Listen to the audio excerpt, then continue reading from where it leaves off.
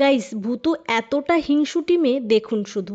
লাড্ডু জানালার ওপর বসে আছে আর ভূতু ওই পাশ দিয়ে বাড়ি আসছিল। যখনই ও দেখেছে লাড্ডু জানালার ওপর বসে আছে, ও ওইখান থেকে এক পাও নড়ছে না। আমি ওকে এত ডাকছি, ও ফুললি আমাকে ইগনোর করে যাচ্ছে। আমার সোনামা আসো, আসো, আসো ভূতু, আসো বাবু, ঘরে আসো।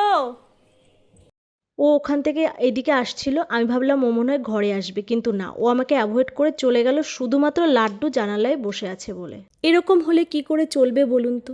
ভূতু যেমন আমার কাছে ইম্পর্টেন্ট, তেমনি লাড্ডুও আমার কাছে ইম্পর্টেন্ট। আমার কাছে সব বাচ্চাই সমান।